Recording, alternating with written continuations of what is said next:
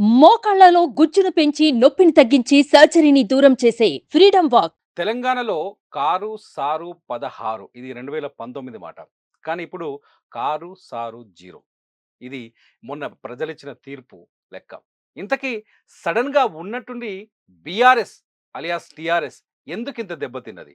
ఏకంగా కేసీఆర్ ప్రజల్లోకెళ్ళి ప్రచారం చేశారు. బస్సు యాత్ర చేశారు. మీడియా ముందుకొచ్చి ప్రత్యేకంగా ఇంటర్వ్యూలిచ్చారు. తమ అభిప్రాయాన్ని చెప్పే ప్రయత్నం చేశారు. అయినప్పటికీ జనం ఎందుకు కన్విన్స్ కాలేదు? ఒక్క చోట కూడా ఎందుకు గెలవలేకపోయింది బీఆర్ఎస్ పార్టీ? మనతో ఉన్నారు ఒకప్పటి తెలంగాణ ఉద్యమ నాయకుడు, అట్లాగే ప్రస్తుత బీజేపీ అధికార ప్రతినిధి విఠల్ గారు. నమస్కారం సార్. నమస్తే.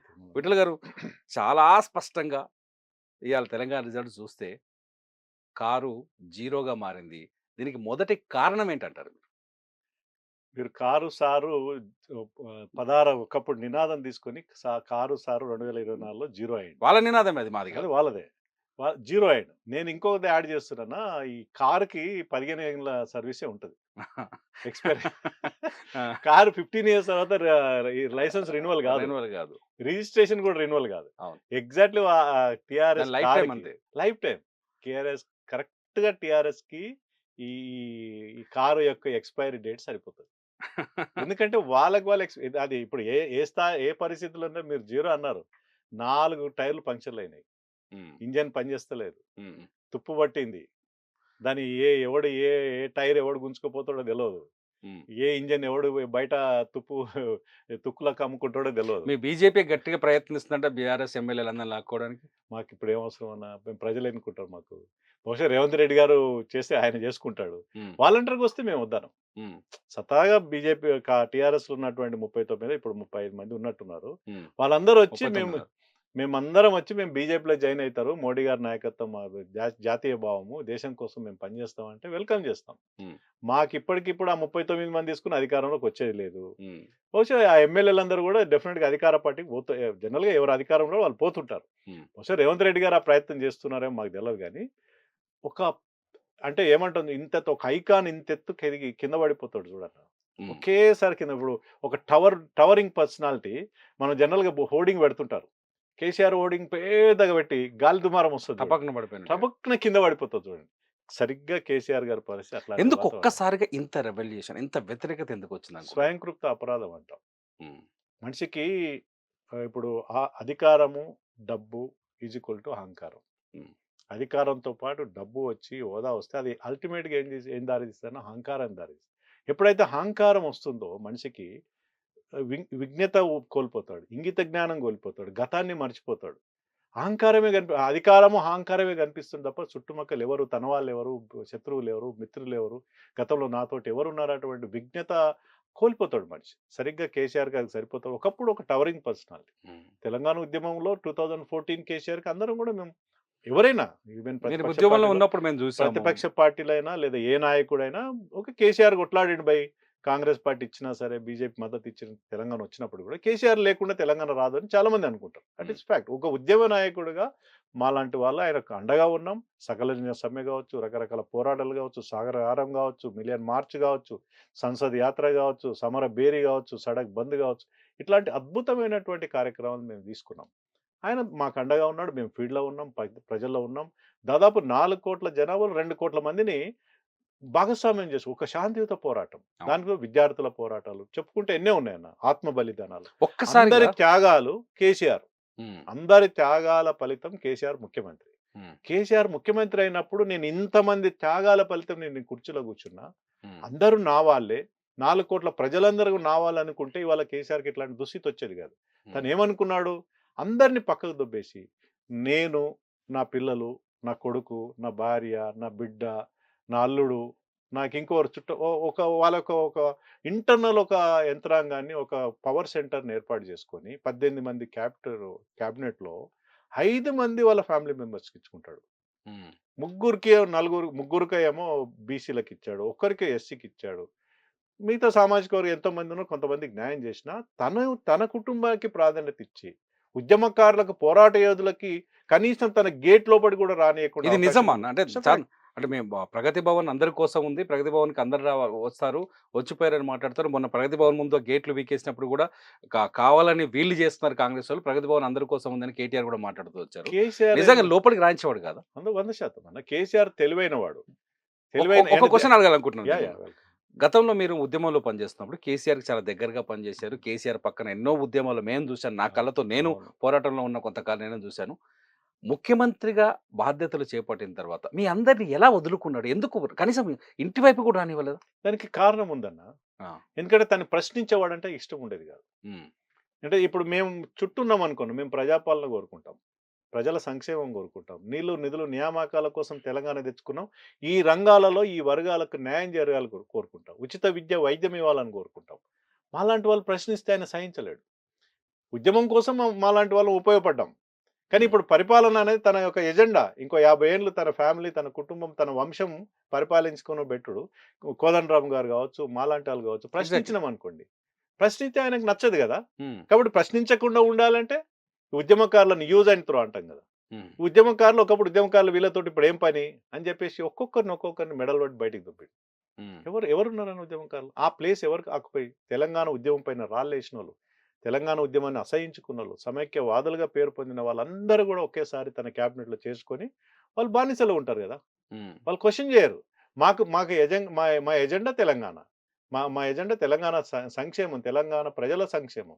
కానీ వాళ్ళకి అట్లా కాదు కదా! వాళ్ళ స్వార్థం, వాళ్ళ రాజకీయ మంత్రి పదవి, క్యాబినెట్, ఉద్యోగాలు, వాళ్ళ వ్యాపారాలు అదే ఎజెండా వచ్చిన వాళ్ళకి ఎవరైతే. అట్లాంటి వాళ్ళని చేరదీసి వాళ్ళను వాళ్ళేం ప్రశ్నిస్తారన్న? అప్పుడు ఏమైపోయాడు కేసీఆర్ అంటే వాడు డిక్టేటర్ అయ్యాడు.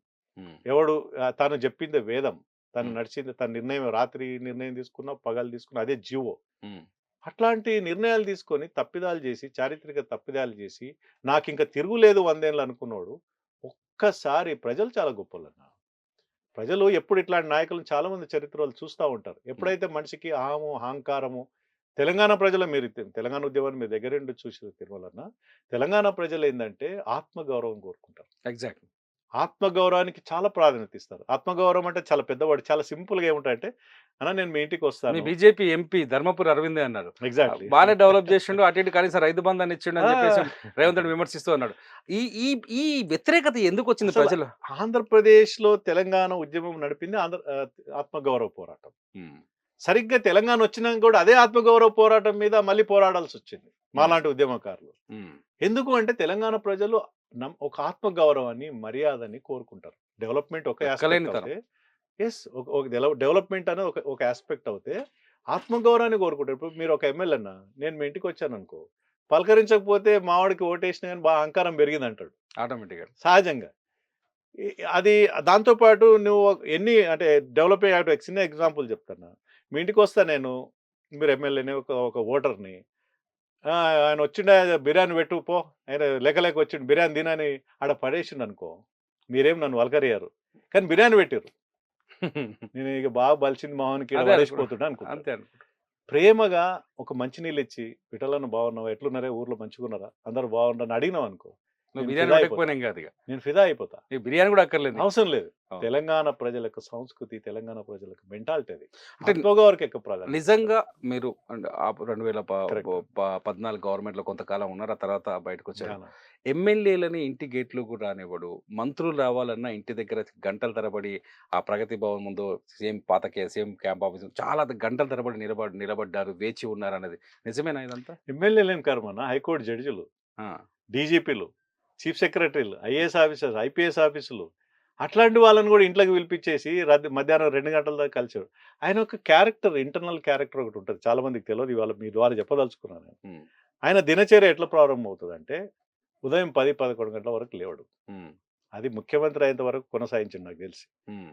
అది గతంలో ఎన్నో సంవత్సరాలుగా నడుస్తా ఉంది. మీరు ఉద్యోగంలో ఉన్నప్పుడే ఉద్యోగంలో చూసారు. ఉన్నప్పుడు కూడా మీరు చూసినాం. చూసినోళ్ళు. ఆయన దినచర్య ఉదయం లేచినప్పుడు కూడా చాయలు తాగుతూ పేపర్లు గీపర్లు చదివి 11, 12 గంటలకు స్నానం చేస్తాడు. హ్మ్. ప్రతిరోజు దినచర్య చెప్తా ఉన్నాను. పేపర్‌లో ఉన్న బ్రేకింగ్ అయిపోయినాక. 12 గంటల తర్వాత స్నానం చేసి, 1 గంటకు అందుబాటులో ఉన్న వాళ్ళతోటి భోజనాలు చేసి, 2 గంటలకు దర్బార్ స్టార్ట్ అయితది. హ్మ్. మరి నువ్వు రాష్ట్ర ముఖ్యమంత్రిగా 2 గంటలకు నీ దర్బార్ ప్రారంభమైతే ఏం కావాలా? సాయంత్రం 5 గంటల తర్వాత ఎవరో ఇంటికి పోతారు కదా! ఆ! అప్పుడు ఉదయం వచ్చిన వాడు ఏం కావాలా? ఎమ్మెల్యేలకు అవకాశం ఉండదు, మంత్రులకు అవకాశం ఉండదు, ఐఏఎస్ ఐపీఎస్ ఆఫీసర్ అవకాశం ఉండదు, జడ్జిలకు ఎవరైనా మేధావులు కానీ ఉద్యమకారులు కానీ ఇంకెవరైనా గొప్ప వాళ్ళు వస్తే నువ్వు కలవు. 2 గంటలకు రాగానే వేలాది మంది జమ అవుతారు. ఆ వేలాది మంది చూసి చూడనట్టు కారెక్కి వెళ్ళిపోతావు. సాయంత్రం 5 గంటలకి మళ్ళీ సాయంత్రం దర్బార్ ఉంటుంది. ఆ దర్బార్ స్టార్ట్ అవుతుంది. ఆ దర్బార్లో 3-4 ఉంటారు. ఇంకెప్పుడు పాలన కొనసాగించబడ్డది? సరిగ్గా 10 ఏళ్ళు ఆయన ఇట్లనే పరిపాలించాడు. కాబట్టి అంత తీవ్రమైనటువంటి వ్యతిరేకత. ఇంత గొప్ప అవకాశం ఇచ్చారు నీకు. మొదటిసారి 62, 64 మంది, రెండోసారి 82, కాంగ్రెస్ పార్టీ గెలిచి ఇంకో 20 మందికి 100 మంది ఎమ్మెల్యేలు పెట్టుకొని నీ పాలన ఇట్లా కొనసాగించబడితే ప్రజలు తిరస్కారానికి గురి కాకపోతే ఏం చేస్తారు? అసహించుకున్నారు. పాలిటిక్స్‌లో ఒకటి ఉంటాయన్న, అసంతృప్తి, కోపము, ద్వేషం, అసహ్యం. ఒక నాయకుడికి పారామీటర్స్ తీసుకుంటే అసంతృప్తి ఉంటే మనోడే కదా సర్దుకొని పోతారు. కోపం ఉంటే కూడా కోపాన్ని తగ్గిస్తే మనం సర్దిద్దుకోవచ్చు. అది ద్వేషం, అసహ్యం స్థాయికి పోయింది అనుకోండి, ఎవ్వడేం చేయలేడు. సరిగ్గా కేసీఆర్ గారికి 10 ఏళ్లలో చివరి అంకంలో అసహ్యించుకునేటువంటి స్థాయిని తను తెచ్చుకున్నాడు కాబట్టి అంత అంత ఘోరంగా అంత దారుణంగా ఓడిపోయినటువంటి పరిస్థితులు మనం చూసినాం. ఇంకా కోలుకోలేడు. జీరోను మళ్ళీ పూరించడం కష్టం అన్న. 1 ఉంటే దాని పక్కన 0 వస్తుంది, కానీ 0 తర్వాత చాలా కష్టం. కేసీఆర్ ఇప్పుడు మొన్న ఓడిపోయిన తర్వాత 2023 ఓటమి తర్వాత ప్రజల్లోకి వచ్చాడు, బస్సు యాత్ర చేశాడు, జనం బాగా కనిపించారు. ఎందుకు ఆయనకు ఓట్లుగా అవి మారలేకపోయినాయి? జనం ఎవరినైనా వస్తే డబ్బులు ఇస్తే ఎవరైనా వస్తారు. ఈ మాట అనకూడదు కానీ ఈవెన్ జగన్ అదే అంటున్నాడు. ప్రెస్ మీట్ పెట్టి నేను ఇంతమంది వృద్ధులకు పెన్షన్ ఇచ్చాను, మహిళలకు ఇన్ని డబ్బులు వేసాను, ఇన్ని ఉపాధి అవకాశాలు. వాస్తవంగా జగన్ చెడగొట్టిన కేసీఆర్. ఎందుకంటే ఈయన ముఖ్యమంత్రి కదా, ఆయన రెండోసారి ముఖ్యమంత్రి. హైదరాబాద్ పిలిపించుకొని బిర్యానీ పెట్టిండి ఇంట్లో, నాకు తెలుసు అది. బిర్యానీ పెట్టి నువ్వు జనాల్ని కలవకు, ఎమ్మెల్యేలను కలవకు, 6-7 గంటలు కూర్చోరు, నువ్వు ఇట్లుండాలి, నువ్వు ఎవరిని కలవద్దు, కలిసి నీ ఇజ్జత్ ఉండదు, కలవకుండా ఉంటే నువ్వు గొప్ప నాయకుడు అవుతావు. సేమ్ అదే వాళ్ళ జక్కంపూడి రాజా బోధించినట్టు కేసీఆర్. ఆ బోధనలే కేసీఆర్ బోధనలే జగన్ పాటించాడు. కాబట్టి ఇక్కడ కేసీఆర్ 0 అయ్యిండు, ఆయన 0 అయ్యిండు. ఢిల్లీలో కేజ్రీవాల్ కూడా అట్లే ఉంది పరిస్థితి. కేజ్రీవాల్ కూడా అదే పరిస్థితి. కేజ్రీవాల్ డిఫరెంట్ క్యారెక్టర్, ఆయన ఇంకో టైప్ ఆఫ్, మనం మాట్లాడుకోవచ్చు కేసీఆర్ క్యారెక్టర్. కానీ జగన్ కొంత యంగ్ డైనమిక్ ఉన్నటువంటి నాయకుడు ఎందుకు చెడిపోయిండు? అసలు రాజధాని కట్టకుండా ఉంటాడని ఒక రాష్ట్రానికి చంద్రబాబు నాయుడు ఒక ప్రయత్నం చేసిండు. పాయింట్ అది. చంద్రబాబు నాయుడు ఒక ప్రయత్నం చేసిండు. అమరావతి అనేది ఒక సర్వేలో, రిపోర్ట్లో ఆయన రెండోసారి ముఖ్యమంత్రి కాలేకపోయాడు. జగన్ అనేవాడు ఈ రోజుల్లో టెక్నాలజీ పెరిగింది, ఒక రాజధాని, ఒక బిల్డింగ్. రాజధాని అంటే ఏందన్నా, ఒక అసెంబ్లీ, ఒక secretariat, minister quarter, MLA quarters, officers quarters, ready అయిపోయినాయి. ఇది ఎంతసేపు 2 yearsలో కట్టొచ్చు. జగన్ అనేవాడు తన కుటిల రాజకీయంతో కుచించుకుపోయి రాజధాని అంటూ అసలు గుండెకాయ లాంటిదే. ఏ ప్రాంతానికైనా ఒక state capital is heart of the capital. ఇప్పుడు హైదరాబాద్ కూడా తెలంగాణ ఊహిస్తామా, ఢిల్లీ లేకుండా ఇండియా ఊహిస్తామా? అట్లా ఒక రాష్ట్రానికి రాజధాని లేకుండా చేసినవాడు జగన్. ఆయన సలహా ఎవరిది? కేసీఆర్ గారి సలహా. జగన్ ఓటమి వెనక కేసీఆర్ పాత్ర 100% ఉంటాడు. నాకున్నటువంటి ప్రగాఢమైన నమ్మకం 100% ఇవాళ జగన్ ఓటమి కారకుడు కేసీఆర్ని ఫాలో కావడమే. ఆయన స్వతంత్రంగా నిర్ణయాలు తీసుకుంటే ప్రజల్లో చేసి ఉంటాడు. ఆయన సంక్షేమ కార్యక్రమాలు ఇవాళ ప్రజలు మీలాంటి టీవీ ఛానల్స్, సోషల్ మీడియా ద్వారా సంక్షేమ కార్యక్రమాలు ఎవడిస్తున్నాడు, ఎక్కడికి వెళ్ళి అందరికి అర్థమవుతుందన్న. నేను 10,000 ఇస్తున్నాడే ఇంట్లోకి వెళ్ళి ఇస్తున్నావు అంట. నీ ఇవే నీ పర్సనల్ ప్రాపర్టీ. ఇప్పుడు తెలంగాణలో ఉంది చాలా. అసలు కేసీఆర్ రైతు బంధు ఇచ్చిండు, అవి ఇచ్చిండు అంటే ఊళ్ళో ఏం చెప్పు, చదువుకోని నిరుపేదలు కూడా ఏమనుకోడు, ఎక్కడికి వెళ్ళి ఇచ్చిండు, ఇంటికి వెళ్ళి ఇచ్చిండా? పొద్దున్న లేచి బెల్ట్ షాప్లో తాగుతున్నాం, మా పైసలు గుంజుకుంటున్నాడు, మాకే పెడుతున్నాడు, మా అక్క అంటారు వాళ్ళు. అక్కడ జగన్ కూడా అట్లనే అర్థం చేసుకున్నారు. సంక్షేమ పథకాలు ఎప్పుడు పనిచేయవన్నా. కానీ నేను ఇంతకుముందు చెప్పినాడు, మనిషి యొక్క నడవడిక, ప్రేమ, ఆప్యాయత, ప్రజల్లో ఉండే వ్యక్తి, నాయకులు ప్రజలతో ఉన్నాడు వాడే నాయకుడు అవుతాడు. నువ్వు అందరికి దూరమై, నువ్వు కోటను కట్టుకొని, ప్రగతి భవన్ కట్టుకొని, దాని చుట్టూ కంచెనేసుకొని, మొత్తం ఏమని రాకుండా గేట్లు పెట్టుకొని, నువ్వే ఒక జైలు అయితే, నువ్వు ఒక జైలు నిర్మించుకున్నాక ఏమైతే ప్రజలు నీ దగ్గర రారు. సహజంగా ప్రజలకు నువ్వు దూరమైనవు, నువ్వు ప్రజలకు దూరం అవుతావు. సహజంగా జగన్ పరిస్థితి అట్లనే ఉంది. ఇద్దరు అన్నదమ్ములే రాజకీయ నాయకుల్లో. ఆయన 0, ఈయన 0 అయ్యాడు. ఇక కేసీఆర్ వదిలేస్తే లాస్ట్ తెలంగాణ ప్రస్తుత ముఖ్యమంత్రి రేవంత్ రెడ్డి పనితీరు ఎలా ఉందంటారు? రేవంత్ రెడ్డి గారు కింది స్థాయికి వెళ్ళారు. బండి సంజయ్ గారిని రేవంత్ రెడ్డి మనం కోణంలో చూడొచ్చు. బండి సంజయ్ పోరాట యోధుడే, రేవంత్ రెడ్డి కూడా కింది స్థాయికి, వ్యవసాయ కుటుంబంలో వచ్చి కింది స్థాయికి వెళ్ళొచ్చి కష్టపడి స్థాయికి వచ్చినటువంటి వ్యక్తి. తను ఎన్నడూ కూడా ఒక మంత్రి కాలే. ఆయన అదృష్టం, తల్లిదండ్రులు చేసుకున్న పుణ్యం కావచ్చు, ఏకంగా ముఖ్యమంత్రి కాగలిగాడు. ఉమ్. అది చారిత్రక అవకాశం. అవకాశం అది. ఒక ముఖ్యమంత్రి హోదా యంగ్ ఏజ్‌లో 54 ఇయర్స్‌లో ముఖ్యమంత్రి అయిండంటే దాన్ని ఎంత గొప్పగా చూడాలి. ఎంత గొప్పగా నిలబెట్టుకోవాలి. ఎంత గొప్ప పరిపాలన అందించాలి. బహుశా ఆయన పీసీసీని మర్చిపోలే. ఇప్పటికి పీసీసీ అధ్యక్షుడు. అదే అదే ముఖ్యమంత్రి హోదాలో పీసీసీ అధ్యక్షుడిగా మాట్లాడితే కుదరదు. ప్రజలు హర్షించరు. ఉమ్. ముఖ్యమంత్రిని రౌండ్ ద క్లాక్ 24/7 స్కానింగ్ చేస్తారు. ఒక అవును. నాయకుడిని అనేవాడిని. 24/7 ఆయన స్కానింగ్ చేస్తుంటే ముఖ్యమంత్రి స్థాయిని మర్చిపోయి భాషను వాడండి. ఇప్పుడు నువ్వు కేసీఆర్ మీద భాష మీద పోరాటం వచ్చినోడో కదా! అవును. అదే భాషని నువ్వు వాడితే అవును. బాంబులేస్తా, మానవ బాంబులైతా, పేగులు పెంచుకుంటా అంటే ప్రజలు దాన్ని హర్షించరు. నిత్యం నువ్వు ప్రజల కోసం ఉండు, ప్రజలకు అండగా ఉండు, ప్రజల కోసం పోరాడు, ప్రజల కోసం పని చేయి, అప్పుడు హర్షిస్తారు. సరే రాష్ట్ర పరిస్థితి అందరికి తెలుసు. ఆర్థికంగా దివాలా తీసిన రాష్ట్రం, 7,00,000 కోట్ల అప్పు రాష్ట్రం, అప్పులతో కూడినట్టు అప్పుల కూబీలో కూడినటువంటి రాష్ట్రం. అవన్నీ సరిదిద్దడానికి నిత్యం ప్రజల్లో ఉండి ఎక్కువ మాట్లాడొద్దు ముఖ్యమంత్రి గారు. మన్మోహన్ సింగ్ లాంటోడు కావాలి. పివి మరి నరసింహరావు మాట్లాడకుండా కూడా ఉండొద్దు మరి అయినా కేసీఆర్ లాగా. సరే కేసీఆర్ మాట్లాడక వచ్చి మాట్లాడతాడు కదా గంటల తర్వాత లైవ్.